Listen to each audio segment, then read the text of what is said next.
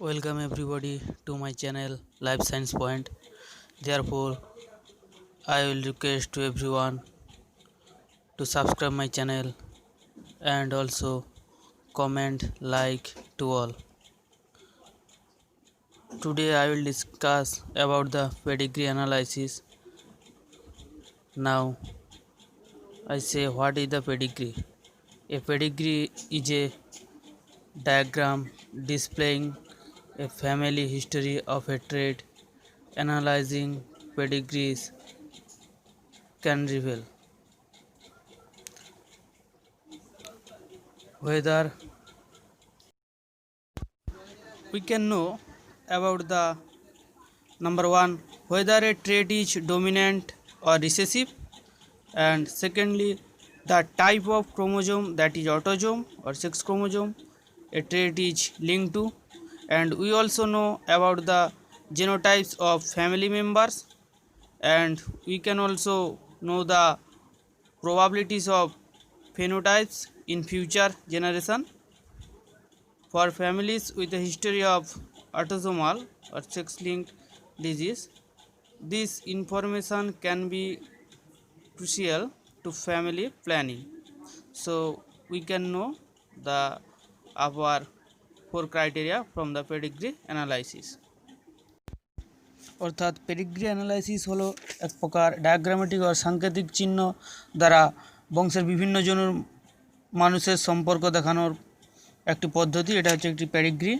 তো পেডিগ্রি হলো একটি বংশের ইতিহাস, কোনো সন্তানের ভাই বোনের সংখ্যা, সম্পর্ক ও তাদের পিতামাতা, এমনকি পিতামহ ও তার পরিবার, মাতামহ ও তার পরিবার প্রভৃতির সম্পর্ক দেখিয়ে যে ইতিহাস দেখানো হয় তাকেই আমরা কোনো পরিবারের বংশ ইতিহাস বা পেডিগ্রি বলে থাকি। তাহলে এটা চার্টের মাধ্যমে সাংকেতিক কিছু চিহ্ন ব্যবহার করে কোন ক্ষেত্রে কী ধরনের জিনোটাইপ, নেক্সট ফিউচার এবং ফিনোটাইপ এবং কোন ধরনের ট্রেড অর্থাৎ autosomal or sex linked or autosomal ডোমিন্যান্ট or autosomal recessive or sex linked ডোমিন্যান্ট or sex linked recessive, এগুলো আমরা সব কিছু জানতে পারবো। তাহলে কোনো একটি রোগ কোন ধরনের অটোজোমাল অর সেক্স লিঙ্কড তা আমরা এক্ষেত্রে জানতে পারবো পেডিগ্রি অ্যানালাইসিসের মাধ্যমে।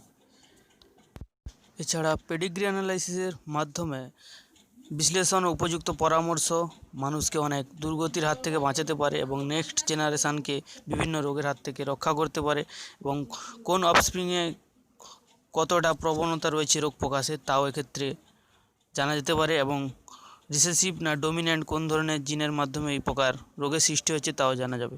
তাহলে কোনো একটি রোগের ক্ষেত্রে আমরা দেখতে পাবো যে 4 ধরনের মেনলি কাজ করবে এক্ষেত্রে, যে 4টি মেন ক্রাইটেরিয়া তা আমি বলছি। 4 types of mood for a disease. Here firstly we can see autosomal dominant, next autosomal recessive, next X-linked dominant, next X-linked recessive. 4 types of mood for a disease. Whether anyone can be responsible for a disease. Now I discuss about the autosomal dominant. The main criteria of autosomal dominant, in this case the disease happen if they do not skip generation. Affected parents can have unaffected children. Example, Huntington disease and achondroplasia. These are the main criteria for autosomal dominant. In this case, the disease must show in every offspring, so do not skip generation, and the affected parent can have unaffected children, so parent must show the disease in the children. তাহলে autosomal ডোমিন্যান্টের ক্ষেত্রে যে রোগটি হবে সেটা কোনো জেনারেশানে skip করবে না, অর্থাৎ কোনো একটা জেনারেশান ছেড়ে বা খাপ থাকবে না, প্রতি জেনারেশনে এই রোগটা আমরা দেখতে পাবো, খাপ ছাড়া হবে না। এবং যে সকল প্যারেন্ট অর্থাৎ পিতা মাতা রোগে আক্রান্ত হবে তারা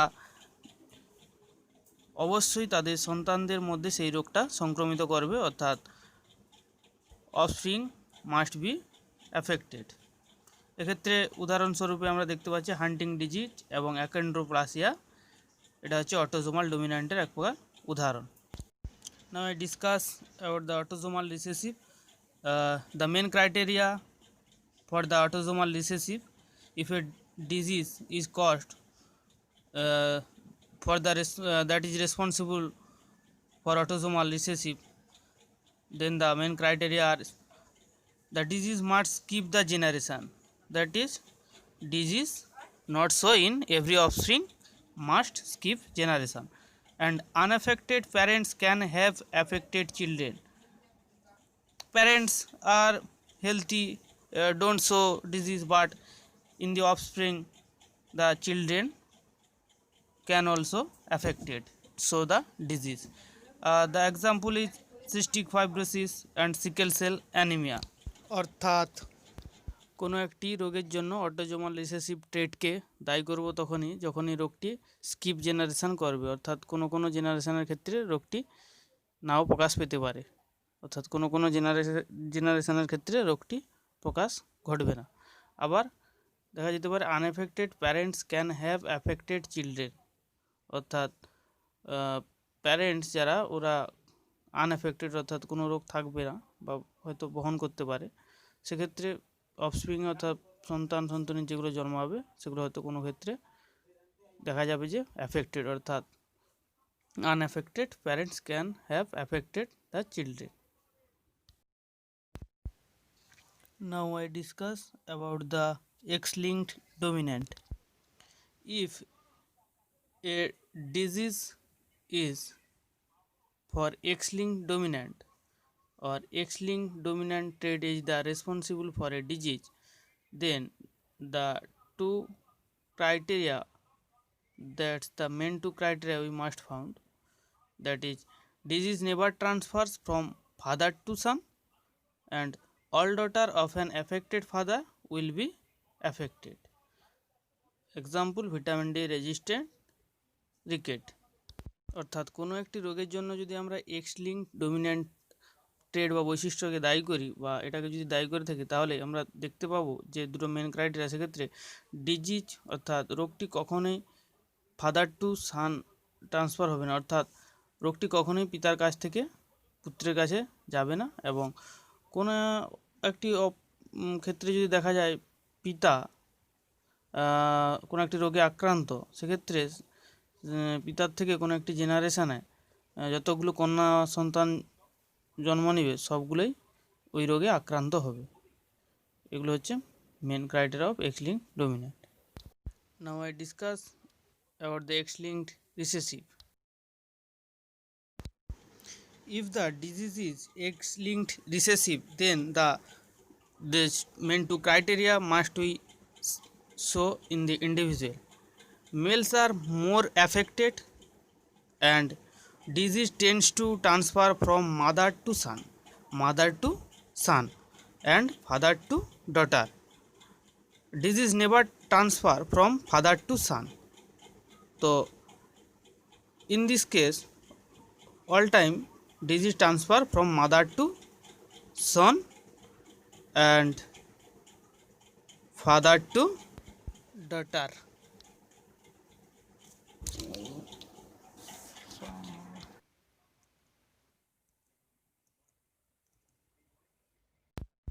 Again discuss 4 types of mood for a disease.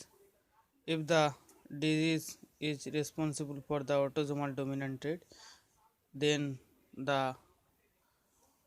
main criteria we see: do not skip generation the disease and affected parents can have unaffected children.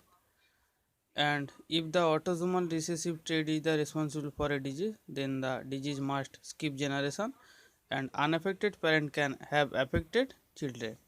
And if the disease is X-linked dominant, then the disease never transfer from father to son and all daughter of an affected father will be affected.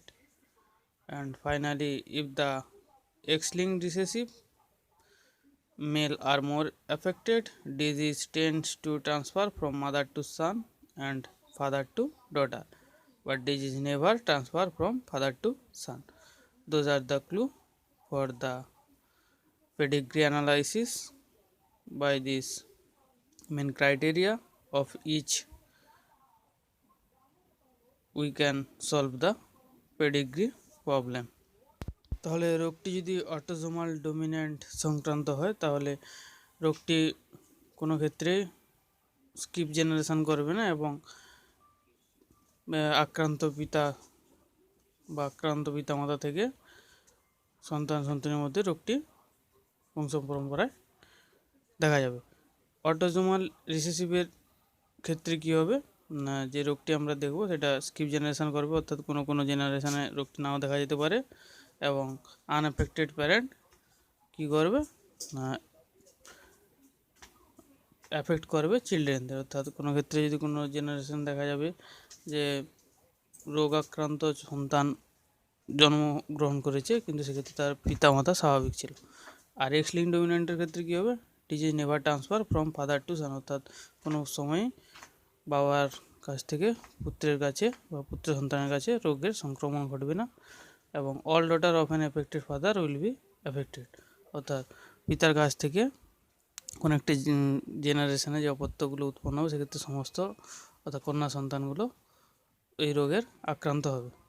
এবং x link রিসেসিভের ক্ষেত্রে কী হবে, mail আর মোর affected, অর্থাৎ মেলসা বেশি পরিমাণে আক্রান্ত হবে এবং disease tends to transfer from mother to son and father to daughter, অর্থাৎ মায়ের থেকে পুত্র সন্তানের কাছে আসবে এবং বাবার থেকে কন্যা সন্তানের কাছে আসবে। Disease never transfer from father to son, কিন্তু কখনোই বাবার কাছ থেকে পুত্র সন্তানের কাছে রোগের সংক্রমণ হবে না।